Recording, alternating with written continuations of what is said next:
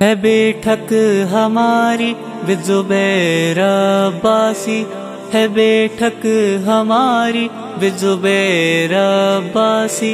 मवद्दत महाबत है मंशूर मेरा।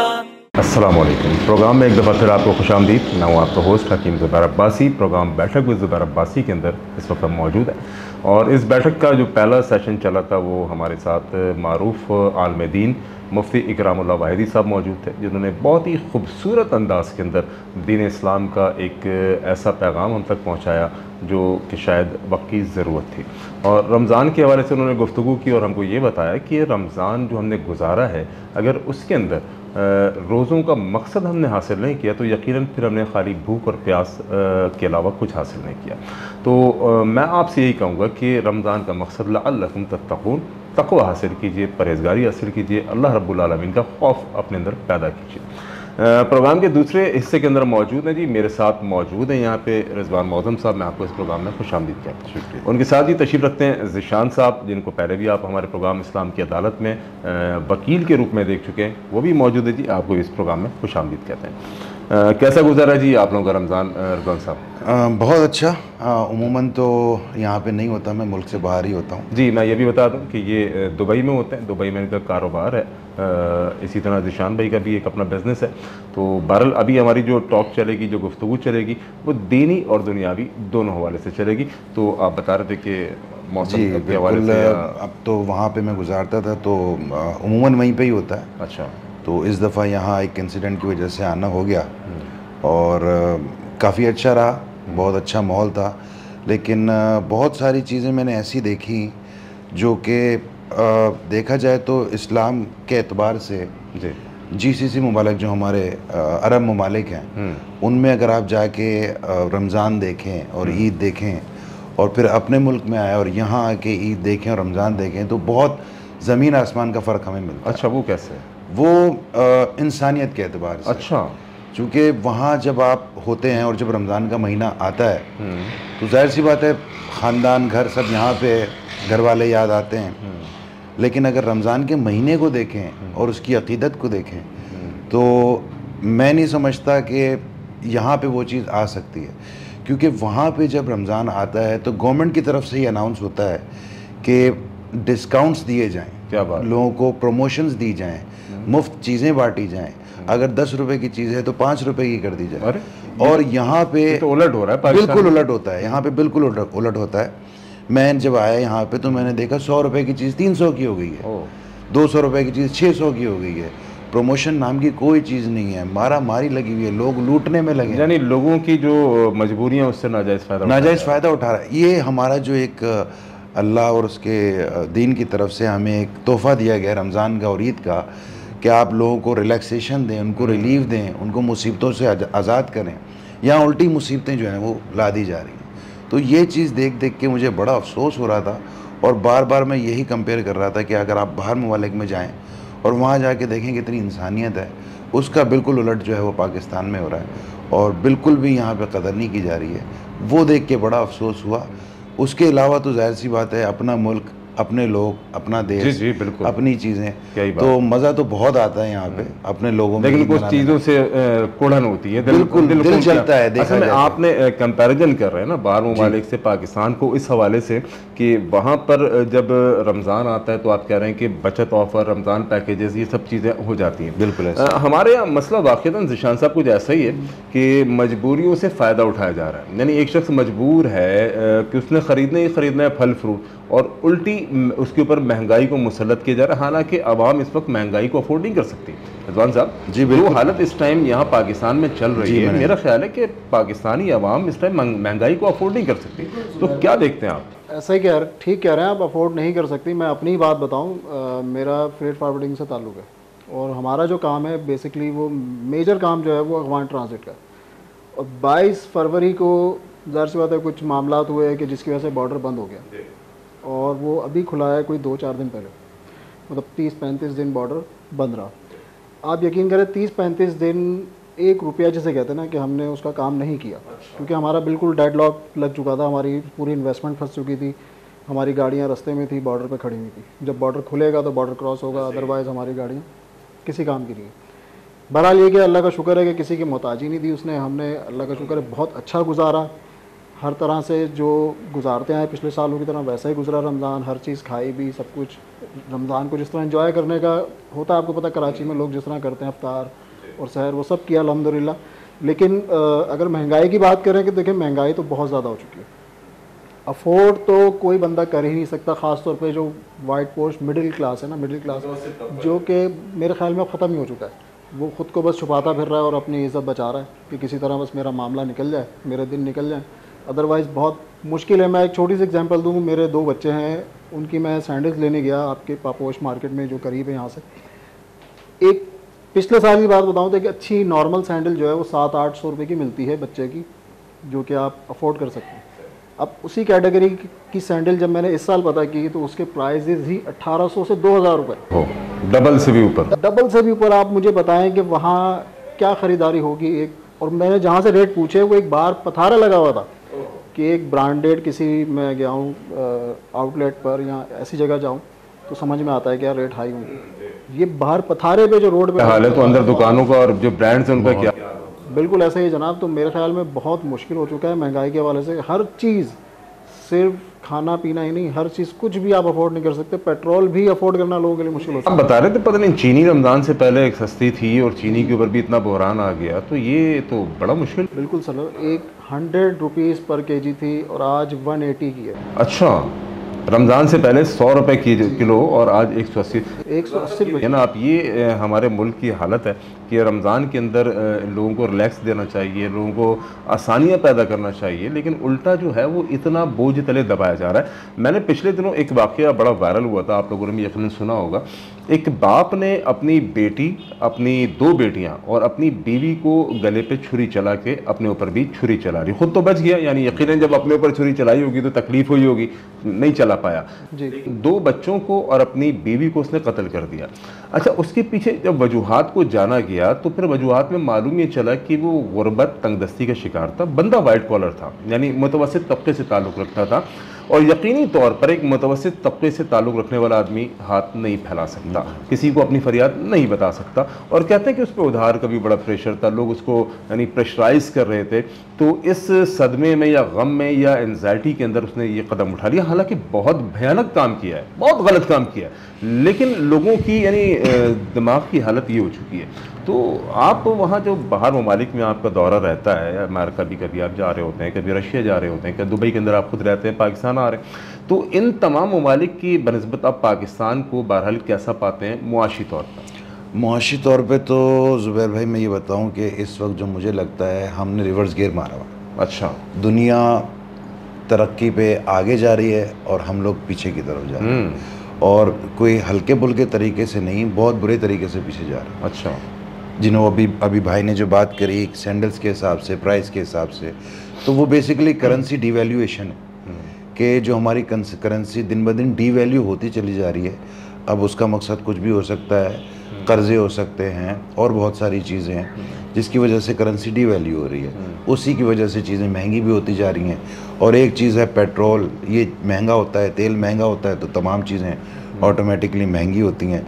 और सबसे मेन चीज़ जो मैं आपको बताऊं कि कानून की बालादस्ती यहाँ पे नहीं है। बिल्कुल सही। अगर एक चीज़ फ़र्ज़ कर लें कि प्राइस उसके डबल भी हुए तो प्राइस कंट्रोल अथॉरिटी कोई नहीं है, कोई नहीं। कि अगर डबल हुए तो 1000 से 2000 हो जाए, चलो ठीक है, इंसान कहीं ना कहीं से अरेंज कर लेगा, लेकिन प्राइस कंट्रोल ना होने की वजह से वही 2000 की चीज़ लोग 3 की भी बेच रहे हैं और 4 की भी बेच रहे हैं, कोई पूछने वाला नहीं है। अगर कानून आप यहाँ पे सख्त कर दें कि जैसे मैं यहाँ पे अवॉइड करता हूँ कि मैं बाहर रोडों पे गाड़ी ना चलाऊँ क्योंकि मुझे यहाँ का ट्रैफिक समझ में नहीं आता, और उसका रीज़न कानून ही है। जब यहाँ पे कानून ही नहीं होगा, जब किसी को पता ही नहीं होगा, अभी आपको मालूम होगा कुछ दिनों पहले एक रीसेंट हादसा हुआ है जिसमें एक मियाँ बीवी और एक बच्चा जो पेट में था, अल्लाह पाक उनको जन्नत नसीब यार वो करे, वीडियो देख के मग़फ़िरत मैं खौफज़दा हो गया रिजवान, आपने भी वो वीडियो देखी जी, होगी। वो भी इसी का नतीजा है। अल्लाह यार, वो बच्चे को यानी और नाल भी उसकी लटक रही है और बच्चे को लेके भाग रहा है बंदा, यानी कोई इंसानियत है? सर कानून नहीं है, मैं यही तो आपसे अर्ज़ कर रहा हूँ कि कानून अगर हो, अगर कानून के हिसाब से ट्रैफिक चल रहा हो तो मैं नहीं समझता कि इतने एक्सीडेंट हो सकते हैं। अब वो जिस टैंकर ने उसको मारा है वो अगर कानून के हिसाब से अपनी लेन में चल रहा होता तो शायद ये हादसा ना होता। दूसरा मैं कहूँगा मोटरसाइकिल वालों को भी कि वो अपने आप को सेव करके चलें, रोड पे कीड़े मकोड़ों की तरह ना फैलें। जब आपको पता है कि आप एक अनसेफ ड्राइव पे हैं, मोटरसाइकिल बहुत अनसेफ ड्राइव है, तो और ख़ास तौर पे जब आप अपनी फैमिली के साथ जा रहे हैं तो अपने आप को दूर रखें, सिक्योर करके स्लो चलें, ना कि रोड पे कीड़े मकोड़ों की तरह इधर उधर भागे। एहतियाती तदबीरें भी इख्तियार करें ना। हम टैंकर माफिया के खिलाफ निशानदेही चल रहे हैं, ठीक है, कि जी टैंकर ने बच्चा कुचल दिया, मोटरसाइकिल कुचल दी, लेकिन उस मोटरसाइकिल वाले को कोई भी तरकीब नहीं दे रहा है कि यार हेलमेट लगाओ। पाकिस्तान मरकजी मुस्लिम लीग के अमीर हैं जनाब फैसल नदीम साहब, तो उन्होंने इस वक्त एक बड़ी आगाही मुहिम को शुरू किया, बल्कि मैंने देखा एक वीडियो के अंदर वो खुद भी हेलमेट लगाए हुए और जो है मोटरसाइकिल के ऊपर 2 शीशे लगा के उन्होंने लोगों को एक पैगाम देने की कोशिश की कि भाई आप अपनी सिक्योरिटी भी तो करो, अपनी हिफाजत भी तो करो। बिल्कुल। बल्कि इन्होंने क्या किया, पाकिस्तान मरकजी मुस्लिम लीग ने रोड्स के ऊपर हेलमेट्स लगाए और फ्री लोगों को तकसीम किया। ये अवेयरनेस दिलाना है, उनको तवज्जो दिलाना है कि हेलमेट आपकी सिक्योरिटी है। खुदा ना खास्ता आप गिरते हैं तो उस सूरत के अंदर आपका सर सबसे कमज़ोर नाजों के कम से कम इस लिहाज से आप बच जाएंगे। तो जी आप कुछ कहना चाह रहे हैं? ज़ुबैर भाई देखें, आप जो बात कह रहे हैं वो बिल्कुल बजाय, मालूमात सबको सब कुछ है, लेकिन जो अथॉरिटीज़ है ना वो हम में से निकल के बनते हैं, कोई बाहर से नहीं आते। तो वो हम ही लोगों का हिस्सा है, जो चीज़ हम में है ना वो उनमें पहले से मौजूद होती है। उनको पता है यार इन्होंने किस तरह चलना है। मैं एक छोटी सी मिसाल है, आप हेलमेट नहीं पहनते, गाड़ी चला रहे हैं, बाइक चला रहे हैं, आपको पुलिस वाला रोकेगा, जनरली सबको पता है, बताने की ज़रूरत नहीं है, आप 100-200 निकल जाएंगे। ऐसे ही बिल्कुल। मसला ये है, देखें मुहावरा है कि कानून हम जेबों में रख के फिरते हैं। हाँ, मसला ये है कि देखें जो कानून चलाने वाले ना वो भी हम में से हैं और हम भी उन जैसे हैं, तो मामला बनेगा नहीं जब तक कि कोई, मेरे ख्याल में अलग कुछ होगा नहीं ना कि बाहर से बंदा आ जाए यहाँ तो वो आके संभाले, फिर पॉसिबल है। बाहर से तो रिजवान भाई आए, मैं ये संभालने में कराची मैं भी यही इनकी बात से मैं यही सोच रहा था कि वहाँ पे भी ये चीज़ इम्प्लीमेंट हुई, जैसे कि यहाँ डिलीवरी वाले हैं, फूड पांडा वाले हैं, वहाँ पे भी तलबात है और दूसरी कंपनीज़ हैं, तो हर चीज़ का तरीक़ेकार होता है। उन्होंने लोगों को, पहले दुबई में इतनी मोटरसाइकिल्स नहीं होती थी जितनी अब है जी, और चलाने वाले पाकिस्तानी ही हैं, 99% पाकिस्तानी चलाने वाले हैं, क्योंकि वो थोड़े से निडर ड्राइवर होते हैं और तेज़ स्पीड होती है वहाँ पे, तो ज़्यादातर चला, लेकिन उतनी ही इंसानियत से चला जितने हैवानों की तरह यहाँ पे चलाते हैं। मोटरसाइकिल पे उनका हेलमेट प्रॉपर होगा, उन्होंने नी कैप्स लगाए होंगे, एल्बो पे उनके कवर होगा, जैकेट पहनी हुई होगी। क्यों? उन्होंने एक कानून बनाया है और कानून के तहत वो मोटरसाइकिल उस पर चलाते हैं, उन्हीं की सेफ्टी के लिए कानून है। और अगर उसी सेफ्टी अगर वो लोग नहीं करते तो उसी पे उनको फाइन दिया जाता है कि तुमने ये नी कैप क्यों नहीं पहना हुआ था, ये लो 100 दिरहम का फाइन। मैं जब दुबई आया आपके पास तो मैंने यानी बहुत सारी चीज़ें मेरे लिए तो हैरान कन थी ना, ये जो चीज़ें बता रहे हैं, राइडर्स खड़े हुए थे और वो हेलमेट भी और वो जनाब एल्बो भी और वो नी भी, मैं कह रहा हूँ यार ये क्या स्पोर्ट्स कोई, लेकिन नहीं, इन्होंने बताया कि भाई वो तो राइडर्स है। तो हमारे यहाँ तो जो है वो कोई कानून ही नहीं है, कोई पूछने, हम लोग खुद भी नहीं अप्लाई करते ना, खुद भी नहीं करते, खुद हम तब करेंगे। देखिए आप शायद अगर दुबई या बाहर ममालिक की बात करें वो भी बेलगाम हो जाएंगे अगर कानून सख्त नहीं होगा। कानून सख्त हुआ तो वो सब कुछ कर रहे हैं आज, ठीक है। अगर कानून की अमलदारी होगी, कानून की सख्ती होगी तो हमारी आवाम यकीनी तौर पे, वो यही कहते हैं कि हम ये सख्ती कर रहे हैं अपनी वजह से नहीं, आपकी सिक्योरिटी के लिए, आप ही के लिए। आप अगर गिरोगे तो आपको चोट नहीं लगेगी, उस पर भी हो जाता है वहाँ पे।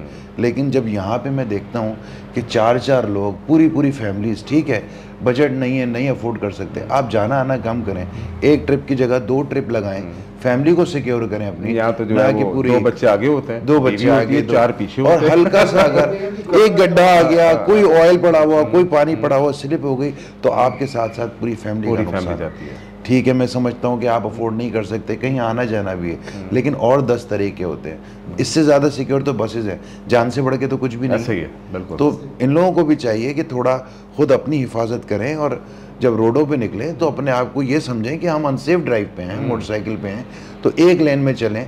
और पाकिस्तान की हुकूमत को चाहिए कि कम से कम ये कानून तो लेके आए, गवर्नमेंट ये कानून तो लेके आए कि कम से कम जो गाड़ियाँ रोडों पे चल रही हैं तो कम से कम कानून के मुताबिक चलें, जिससे लोग कम से कम बने, कम से कम एक्सीडेंट हो।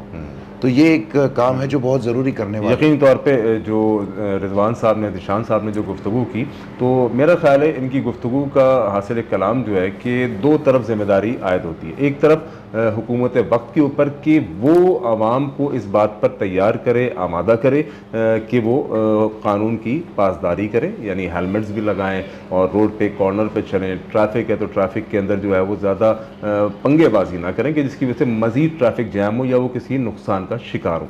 तो दूसरी तरफ आवाम के ऊपर भी जिम्मेदारी है कि वो खुद अपनी हिफाजत का इंतज़ाम करें, ओवर राइडिंग ना करें। लोगों को जैसे 2 की जगह 4 बैठाए हुए, 4 की जगह 5-5, 6-6 लोग बैठे होते हैं मोटरसाइकिल के ऊपर, ओवरटेक करते हैं, बड़े-बड़े ट्रेलर्स को, कंटेनर्स को ओवरटेक शारे फैसल पे मैं जा रहा था, मैं गाड़ी में था, तो एक मोटरसाइकिल सवार नौजवान था, वो इतनी बुरी तरीके से बाइक भगाता हुआ गया। मेरे साथ एक दोस्त थे, मैंने उनको कहा कि यार चलो ये खुद तो भुगतेगा, ये तो कर रहा है ना, ये तो भुगतेगा, लेकिन इसकी मोटरसाइकिल जब गिरेगी और दूसरी मोटरसाइकिल वाले से टकराएगा, उसका क्या कसूर होगा? उसके साथ जो उसकी बीवी और बच्चे समेत वो गिरेंगे और मरेंगे, उनका क्या कसूर होगा? तो बहुत अच्छी गुफ्तगू है, बहुत अच्छी बात है। रिजवान साहब ये बताइएगा, इस वक्त पाकिस्तान के अंदर बेरोज़गारी, इस वक्त पाकिस्तान के अंदर यानी कि महंगाई, ये तमाम वो चीज़ें बन चुकी हैं कि जिसकी वजह से एक सफ़ेद पोश आदमी, वाइट कॉलर आदमी, उसका जीना मुश्किल हो चुका है।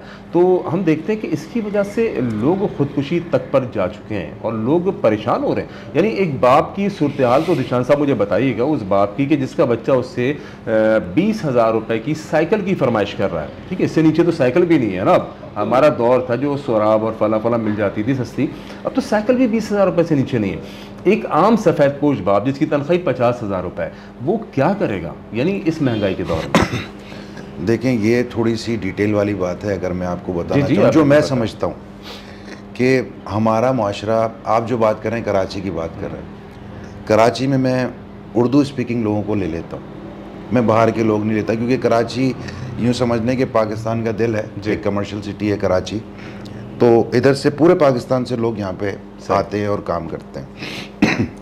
और यहाँ की जो अपनी आवाम है, जो लोकल आवाम जिसे आप कह रहे हैं, वो उर्दू स्पीकिंग है मोस्ट प्रॉब्ली। तो हम लोगों का जो मैंने देखा है कि शुरू से एक बच्चे की जो तरबियत होती है वो इस तरीके से होती है कि बेटा तूने बड़ा होना है, पढ़ाई करनी है, पढ़ाई अच्छी करनी है ताकि तुझे कोई नौकरी मिल सके। तो हम लोगों की जो तरबियत होती है वो प्रॉपर नौकरी के लिए होती है कि आपको बड़े हो के एक किसी के पास एज अ गुलाम काम करना है। तो बच्चा पैदाइशी तौर पे गुलाम बन जाता है। सही। जब वो पढ़ रहा होता है तो उसको ये पता होता है कि जब मैं इंटर ग्रेजुएट कर लूँगा तो इंटर ग्रेजुएट के बाद जाके मुझे गुलामी करनी। अब यही चीज़ अगर आप दूसरी पार्ट कंट्री आप पाकिस्तान की ले लें तो वहाँ पे दूसरा सिस्टम है। अब जैसे हमारे मेमन हजरात हैं, वो लेके जाते हैं अपने बच्चों को 5वीं 6वीं क्लास से अपने कारोबार पे बिठाना शुरू कर देते हैं। बचपन से बना दिया, बचपन से बनाते हैं कि आपने कारोबार करना। मैं यहाँ एक कता कलामी करूंगा, मेरे एक दोस्त हैं अब्दुल कदीर, उनका भी बेल्टों का काम है, आप शायद उनसे वाकिफ भी हो। तो वो मुझे कहने लगे, उनका एक दोस्त था मेमन, हसन गालिबन उसका नाम था, डायपर्स का काम वो करता था। तो उसने कहा कि मेरे बाप ने, मेमन बच्चा था ना, उसने कहा मेरे बाप ने मुझे नसीहत की, बेटा अपना नसीब कभी मत बेचना। तो अब्दुल कदीर ने कहा, मैंने उससे पूछा क्या माना इसका? उसने कहा नौकरी नहीं करनी है, नौकरी करके तूने अपना नसीब बेच दिया, नहीं अब तू पाबंद है कि तुझे 30,000 तनख्वाह मिलेगी, 31 नहीं मिलेगी। 31 नहीं। आप अपना बिजनेस करेंगे तो 30 की जगह आपको 60 भी मिल सकता है। जी आप फरमा रहे थे। अच्छा, तो मैं ये बात कर रहा था कि मेमन हजरात जो हैं वो अपने बच्चों को 6वीं क्लास से या 5वीं क्लास से ले जाना शुरू कर देते हैं। इसी तरीके से दूसरी कम्युनिटीज़ भी पाकिस्तान में, पंजाबी कम्युनिटीज़ हैं, सराइकी हैं और दूसरे पठान हैं, ये तमाम कम्युनिटीज़ हैं। तो इन लोगों का जो पाया जाता है वो ये कि वो अपने बच्चों को उस हिसाब से तरबियत देते हैं कि तुमने अपना काम करना है, अपना कारोबार करना है।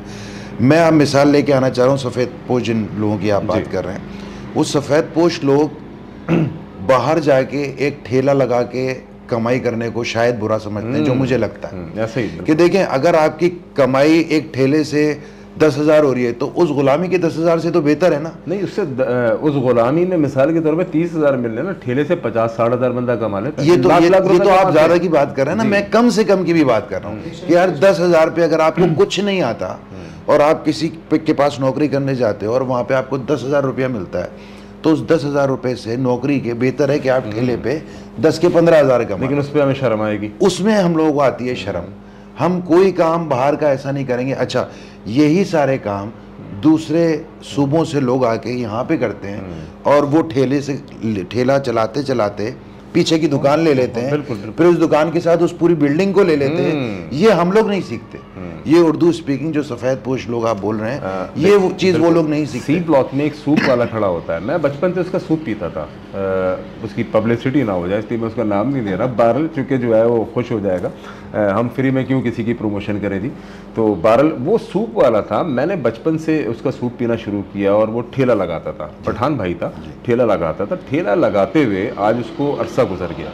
रज़वान साहब इस वक्त उसने उसी के बैक के ऊपर दुकान, एक नई यानी अपार्टमेंट बनाए, अपार्टमेंट के नीचे दुकानें, 2.5 करोड़ रुपए की उसने दुकान खरीदी है। अब आप सोचिए, ठेला लगा के उसने 2.5 करोड़ रुपए की दुकान खरीद ली और हम आज तक उसके अंदर है कि नहीं, हम ठेला नहीं लगा सकते, हम छोटा कारोबार नहीं कर सकते, छोटा काम नहीं, क्योंकि ये जो अना का बुद्ध बनाया हुआ ना, ये अपना एक भ्रम, ये भ्रम को हम नहीं तोड़ पा रहे। यही मसला है उन सफ़ेद पोश लोगों का, जो सफ़ेद पोश कहलाते तो हैं, लेकिन क्या उन्होंने इस व्यू पे कभी सोचा है कि हमारा ये हम यहाँ से लैग कर रहे हैं। हमें देखें, अल्लाह पाक ने जब बच्चा पैदा होता है तो उसका नसीब लिखा हुआ होता है।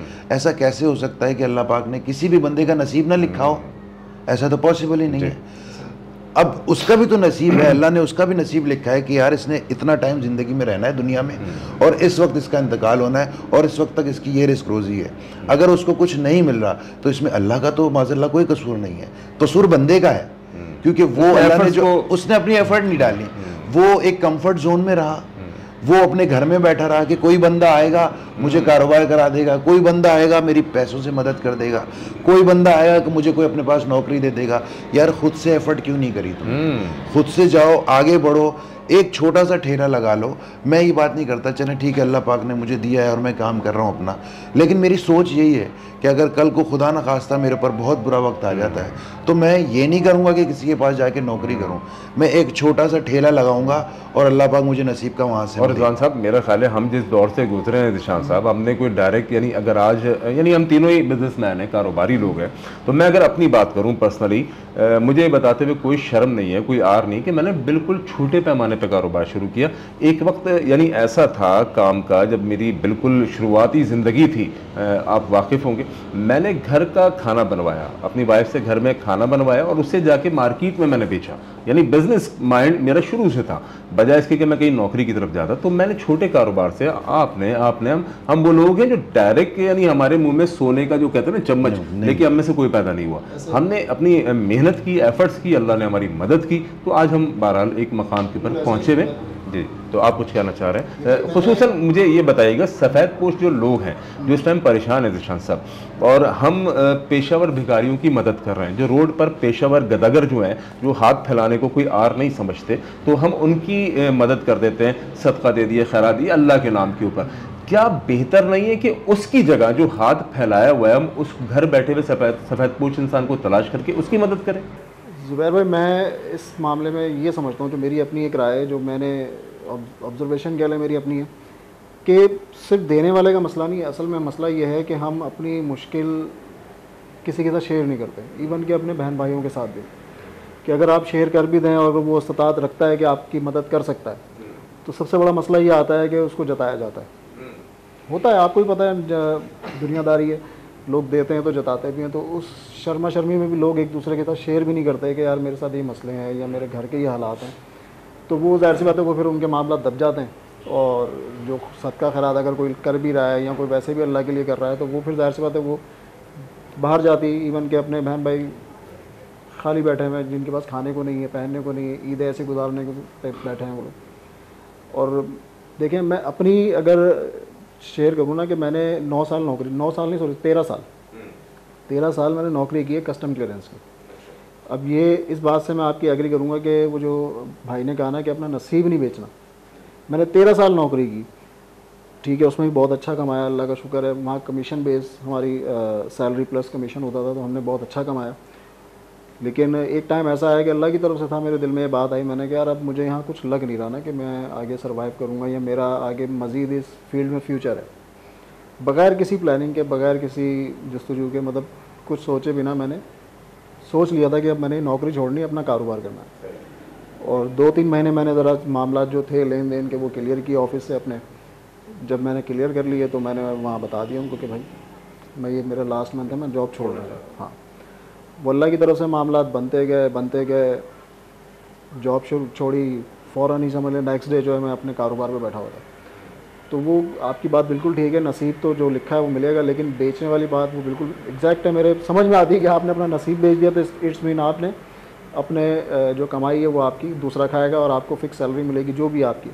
लेकिन अल्लाह का शुक्र है कि मैंने उससे ज़्यादा कमाया, अल्हम्दुलिल्लाह। मैं एक बात ये कहूँगा, आप मैं हम तीन अभी बैठे हुए हैं और हर बिजनेसमैन यही बात कहेगा जो हम कह रहे हैं, लेकिन बात ये कि अगर कारोबार पर आ गया तो फिर नौकरी कौन करेगा। इस वक्त आपके पास भी मुलाजिम मौजूद हैं, आपके पास भी हैं, मेरे पास भी हैं, तो अगर हम में से हर मुलाजिम ही मालिक बन जाएगा तो फिर नौकरी कौन करेगा। मुझे एक बात याद आई, मैं एक जगह काम करता था, नौकरी करता था, बहुत पहले की बात है। तो वहाँ पर जो मेरे बॉस थे तो उन्होंने एक बात की, दीनदार आदमी थे, अल्लाह वाले आदमी थे। उन्होंने कहा ज़ुबैर कभी इस चीज़ पर परेशान ना होना कि तू मुलाजिम है और मैं मालिक हूँ, तू मुलाजिम है और मैं मालिक हूँ। उन्होंने कहा ये अल्लाह की तकसीम है और अल्लाह की तकसीम पर राज़ी होना सीखो। यकीन कीजिए मुझे उनकी बात बड़ी अच्छी लगी, ये तो अल्लाह की तकसीम है कि अल्लाह ने किसी को मालिक बनाया तो किसी को मुलाजिम बनाया, किसी को बादशाह बनाया तो किसी को गुलाम बनाया। हमें हर हालत में अल्लाह की तकसीम पर राज़ी होना चाहिए।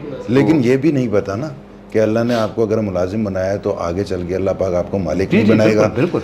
अच्छा, दूसरी चीज़ ये कि लेकिन जिस वक्त आप मुलाजिम हैं उस वक्त आप अल्लाह की रज़ा पे राज़ी हों और अपने बॉस, अपने मालिक के साथ पूरा खुलूस के साथ, पूरे खुलूस, पूरी लॉयल्टी के साथ बिल्कुल काम करें। बाकी हर किसी की मर्जी है। बाकी अभी आपने एक बात करी कि अब जब सारे ही ये कारोबार का सोचेंगे तो फिर नौकरी कौन करेगा। देखें, अल्लाह की बड़ी अच्छी तकसीम है, अल्लाह का ही निज़ाम है कि रूल वो करता है जिसमें कैपेबिलिटी होती है, जिसमें एबिलिटी होती है। कि अगर किसी मुल्क का कोई प्रेसिडेंट है तो वो उसकी एबिलिटी थी जो उस मुल्क का प्रेसिडेंट बना। इसी तरीके से हर काम में एक बाशऊर आदमी की बहुत ज़रूरत होती है। अगर आदमी बाशऊर नहीं है तो वो कारोबार नहीं चला सकता। अगर उसमें अक़ल नहीं है, अगर उसमें समझ नहीं है, फ़हम नहीं है, कुछ भी नहीं है, तो ऐसा इंसान कारोबार नहीं चला सकता। ऐसा इंसान सिर्फ आपकी उंगलियों के इशारे पे चलेगा कि यार तुमने ये काम करना है, तो वो वही काम करेगा, वो वही काम करके वापस आएगा। तो ऐसा आदमी नौकर होता है। अब ये भी अल्लाह की तकसीम है कि अल्लाह ने उसको कैसा दिमाग दिया है, कैसा नहीं दिया, इनहेरिटेड है या किस तरह से है, जो कुछ भी, वल्लाहु आलम। तो मेरा कहने का मकसद ये है कि मैं जो समझता हूँ, ख़ास तौर पे मैं कराची की बात करूँगा कि कराची की जो आवाम है वो मोस्टली एजुकेटेड है, वेल एजुकेटेड है, अच्छा दिमाग जानती है, अच्छा फ़हम रखती है, दीन की समझ है, दुनिया की समझ है, सियासत की तो अब हर किसी को ही समझ है। तो जब सारी समझ है और एजुकेटेड भी हैं तो जो काम, जो कारोबार ये लोग करेंगे वो दूसरे नहीं कर सकते।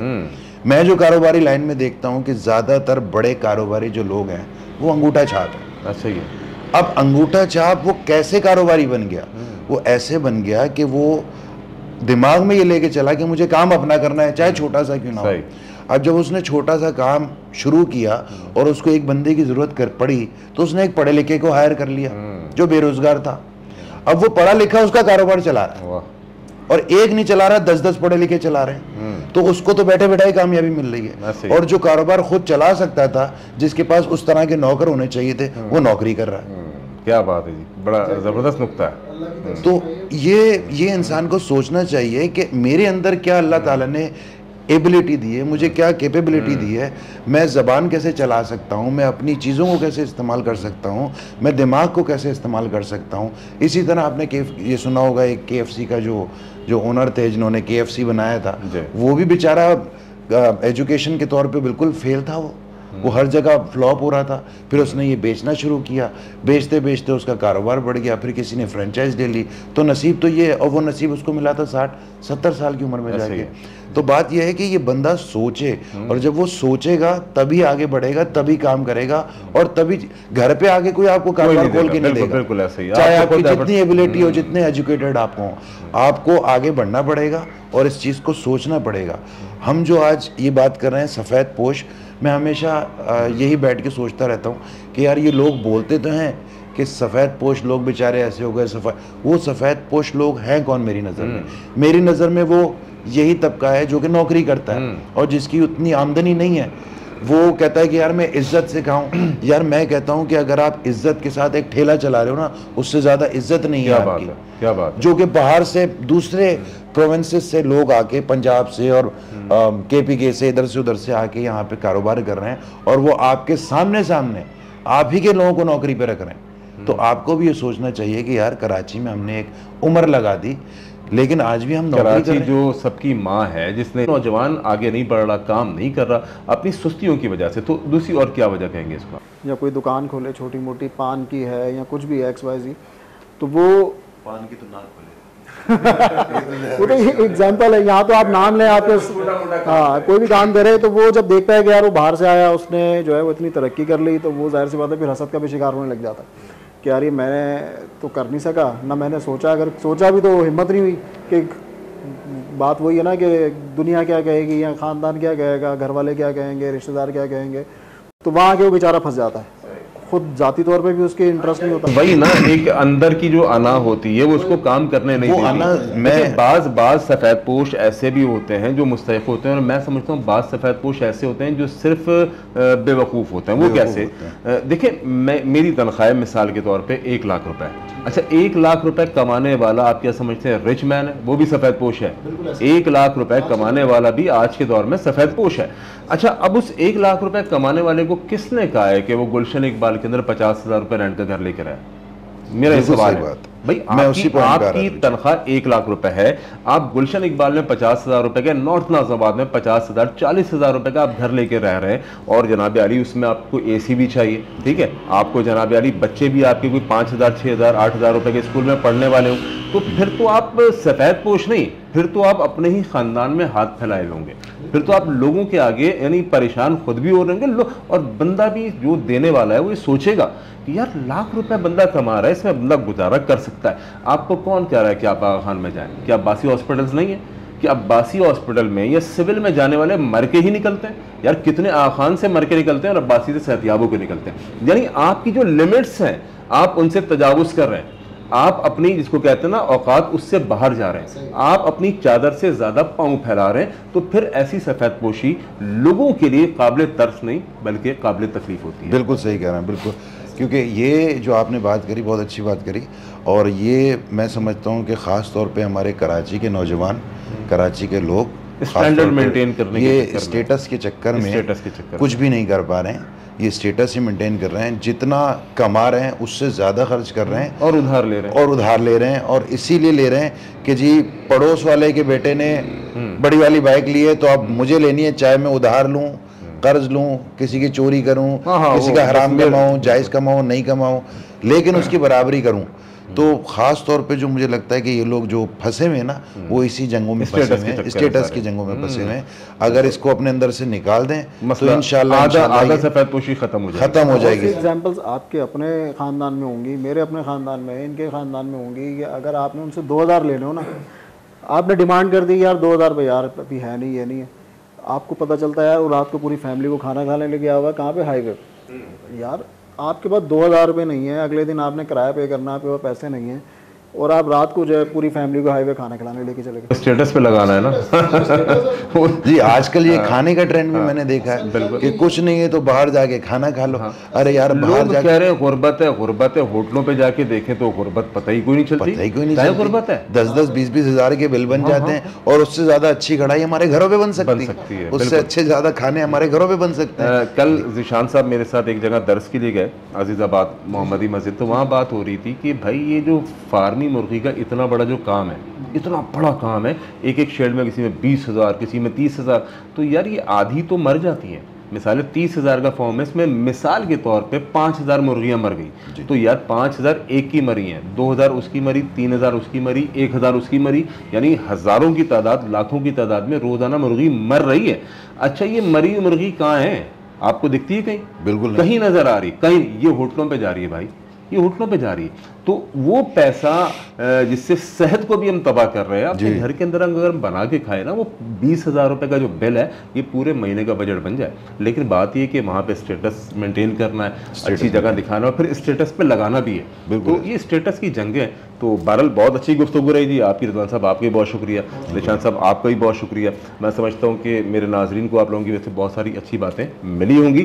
खैर की बात लोगों तक पहुँचाना ये एक बहुत अच्छी बात है। मुआशरा इस वक्त मुआशी तंगी का शिकार है, लोग परेशान हैं, लोग खुदकुशी की तरफ जा रहे हैं और लोग इस वक्त हलाल और हराम की तमीज़ खो चुके हैं। लोगों को पैसा चाहिए, किसी भी तरह से मिले, चाहे वो किसी की कनपटी पे पिस्तौल रख के उसका मोबाइल छीनना पड़े या किसी को धोखा देना पड़े या फिर झूठ बोलना पड़े। तो बहरहाल महंगाई है वो अपनी जगह पर रोना है, सफ़ेद पोशी पे हमने बात की, उनका अपना एक रोना है। परेशानी ज़रूर है, मुश्किलात ज़रूर हैं, लेकिन इसमें मायूस नहीं होना, परेशान नहीं होना, अल्लाह सबका है।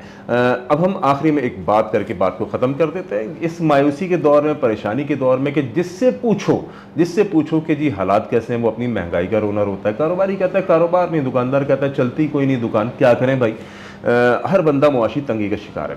आइए आपको एक ऐसा वजीफ़ा बता के अपने प्रोग्राम का इख्तिताम करता हूँ कि जिस वजीफ़े को पढ़ने से इंशाअल्लाह आपकी गुर्बत दूर हो जाएगी, आपकी तंगदस्ती दूर हो जाएगी। अल्लाह रब्बुल आलमीन अपने गैब के ख़ज़ानों से आपको रिज़्क़ अता फरमाएंगे। मेरे नबी अलैहिस्सलातु वस्सलाम ने फरमाया, मन लज़िमल इस्तिग़फ़ार, जो बंदा इस्तिग़फ़ार की कसरत करेगा, जअलल्लाहु लहू मिन कुल्लि ज़ीक़िन मख़रजा व मिन कुल्लि हम्मिन फ़रजा, अल्लाह उसे हर गम से निकाल देंगे, हर तंगी से निकाल देंगे। व रज़क़हु मिन हैसु ला यहतसिब, ऐसी जगह से उसको रिस्क अता करेंगे जहाँ से उसका गुमान भी नहीं होगा। तो इस्तिग़फ़ार की कसरत कीजिए। इस्तिग़फ़ार से क्या होता है कि अल्लाह रब्बुल आलमीन की रहमत का नुज़ूल होता है। असल में हमारे गुनाह इतने ज़्यादा हो चुके हैं कि रब की रहमत नहीं उतर रही। देखिए मिसाल देता हूँ, ये एग्जाम्पल है, ये मेरे गुनाह है, ये मेरे गुनाह है, ये रब की रहमत है। रब की रहमत उतरना चाहती है लेकिन मेरे गुनाह बीच में हायल है। जब मैं इस्तिग़फ़ार करता हूँ मेरे गुनाह ख़त्म होते हैं, गुनाह मिट जाते हैं और रब की रहमत का नुज़ूल हो जाता है। तो इस्तिग़फ़ार की कसरत कीजिए। ये आज का एक मैसेज है आप सबके लिए।